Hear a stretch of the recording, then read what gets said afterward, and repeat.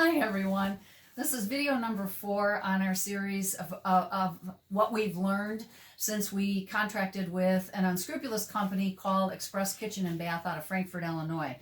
Today's video is going to highlight what I've learned and Craig has learned through the use of the internet and all of the review sites that are out there. Should you believe them?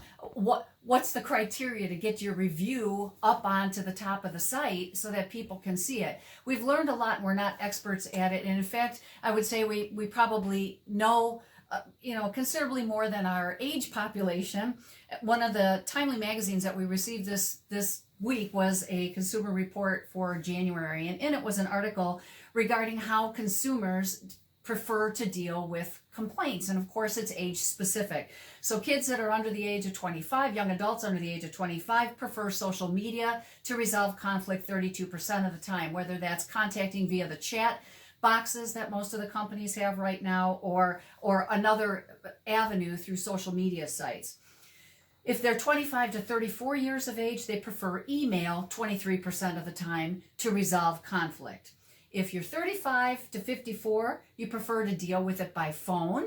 51% of that population deals with conflict by phone. And then my population, 55 and plus, also prefers to deal with it by phone 90% of the time. And in fact, only 0.8% of our age population turns to social media to share their experiences or to post reviews. Craig and I have oftentimes used Yelp reviews when we're out traveling and we want to see what's a good restaurant that's in the area, what are some of the fun things that you can do in an area. And we've learned a lot about Yelp. And I would guess that what we're going to do today is just cover the basics. Yelp, Google Review, Houzz, and Better Business Bureau. And we'll start with Better Business Bureau because we are still in the ping pong game with Bill Vranikar, the owner of Express Kitchen and Bath. And basically this last time when he sent a review, his response to my information was to blame Craig and I for not allowing him back into our home to complete the project, which is true. Nobody in their right mind would allow him back into their home after they've experienced what we've gone through. But then he goes on to say that the job was 90% of the way done. It's lies. And if you read his reviews on Yelp, it's almost verbatim the responses that he gives to other people. He blames the homeowner for stopping the job. He blames the homeowner for things that are out of their control. And he fabricates 90% of his review. So third time when I denied that I was going to accept it, there's no resolve in it. He doesn't say what he's going to do for us, like refund our $14,000. Instead, what he does is blames us for the job not being done. There's nothing in it. But because he's answered it in a timely manner, he will maintain his A+ status. So this last third time that I just received the other day, it was the letter that I drafted to the Attorney General's office. And all the owner did in his 5-day window was send it back to me. Nobody's monitoring it. So I call Better Business Bureau and I tell them what had taken place. They sent it back to Bill. Now he's got an additional 5 days to respond to that. So it isn't worth it. I would never file a formal complaint again with Better Business Bureau. In fact, what really irritates me is that I've also used Better Business Bureau to create reviews. I have 2 reviews. They're nowhere on the site. There's nothing on here from me. Stuff goes back to July of 2017, June of 2017. There's nothing on here to show that I filled out a review, and I'm not sure why that is. So Better Business Bureau, I've lost faith in you. Other documentaries, our last week's video highlighted why I no longer believe in the system. If I was a business owner, I would have it because it sure protects the business owner, but it is not a consumer advocacy group and it will not protect you. So after Better Business Bureau, then the next one that I filled out was Houzz, Houzz.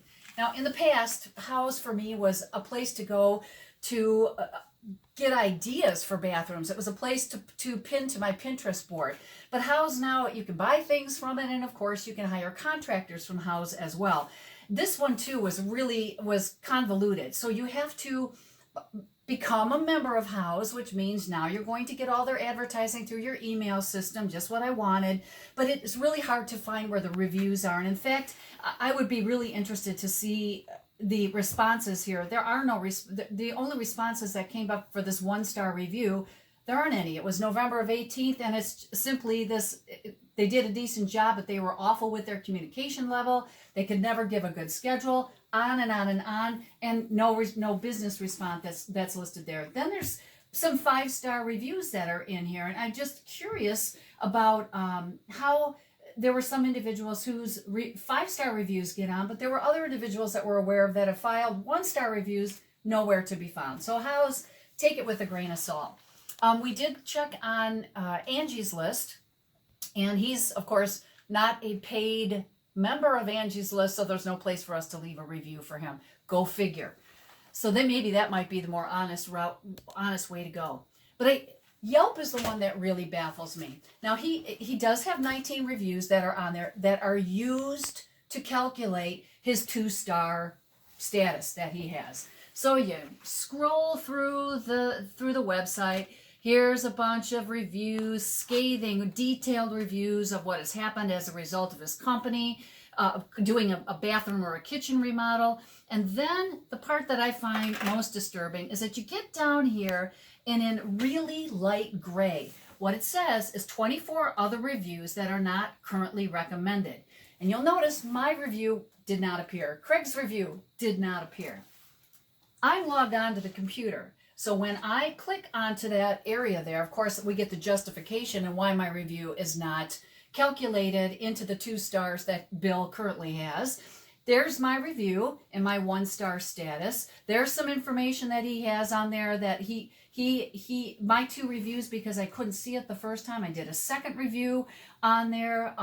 He slams us by saying there's 2 sides to every story, and I can hardly wait until next week's video, because we're going to share with you the story that took place when we attempted to cancel our contract with that man and let him know on no uncertain terms that he was not coming back. So our review is embedded down below. You can't see it. And here's what you really should notice here. 1, scathing review. 1. Expand these if you really want to see what this man would be like to deal with. Expand his reviews, his comments on the reviews, so you get an idea of what this man is all about. His dishonesty, his ability to lie. I don't know how he sleeps at night, because he really is a dishonest business person. 1. Let's go to page 2 of the reviews that are not calculated in this. 1. Oh, there's a 2. There's a 2. 1. Oh, and a couple more 2s. You finally get down. There's one that's a 5-star review. And then we make it to page 3. It's the same stuff. Although this time on page 3, he does have some 5- and 4-star reviews. But overwhelmingly, the amount of information that's on there are 1-star reviews with scathing, not honoring warranty, not coming in a timely manner, improper installation of materials. We weren't the only victims. There's a butt-ton of humans that are out there that have been taken advantage of by this company. The other part about Yelp that we didn't know is if you don't have a complete profile with a photo of yourself and have filled out Yelp reviews for other businesses, Yelp's algorithms thinks that it's a one-time fluke and doesn't put you into the calculations. So now that I know that, trust me, next time we eat out, I will be Yelping my review of the restaurants. You can also flag reviews in here for bad language. You can flag reviews, and I just can't help but wonder, has it been flagged by the owner and that's why it's down at the bottom? I don't know. Neither one of us have any idea of how this whole thing works, but we do know that at the very least, if you are on Yelp and you've gone through and created a Yelp account so that you can make reviews, by far and away, the big thing that you need to do is go to the bottom of the first page and back to that area. Let me see if I can find it again. Not recommended. I'm on it right now. I'm on the not recommended. You got to get to the site that says the reviews that are not recommended. They're only not recommended because either this person doesn't have a complete profile, or they haven't done a multiple reviews of other businesses or restaurants, whatever. So even though it's an honest review, it gets put into an area where a consumer, if they don't know about this, will never see those reviews. So at the very least, go further in a Yelp review, regardless of the business. And then the final one was Google review. And he's a 3-star, 3.2 star on Google review with 27 reviews.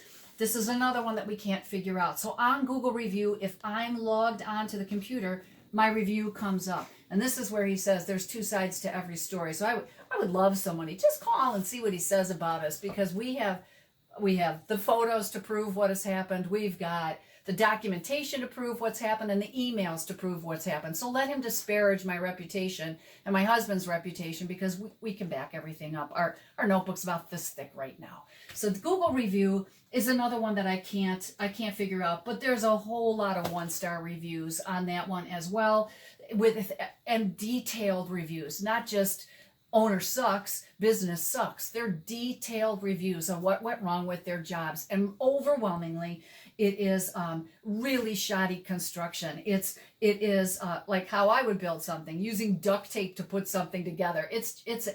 Overwhelmingly, it relates to construction issues, that they were items not properly installed, not measured properly. You name it. It is a large volume of incompetent individuals that are working for him, installing these products in your home, and not honoring warranty. That's the other big one that you'll see. So even if you do get satisfaction a year down the road or half a year down the road, when something starts leaking or isn't working right, he's really a bugger to get back out onto property, according to all of these reviews that are on here.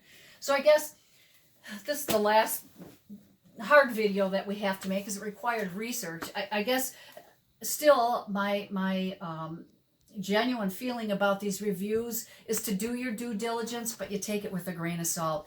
Avoid the hype around Better Business Bureau. It means absolutely nothing. It's my opinion that Yelp probably contains the greatest volume of individuals that have completed reviews for companies, not just this particular one, but other companies. And it's again my opinion that one was the easiest one to figure out the process of how to submit a review.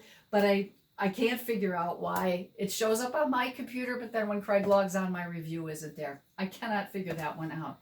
So anyway, this is our last video before the last straw story that I cannot wait until next week. That requires no research on my part, and we can simply share with you what took place in his business the day that we canceled our contracts. Have a good holiday. Thanks for watching, and please share if you're so inclined. Thank you.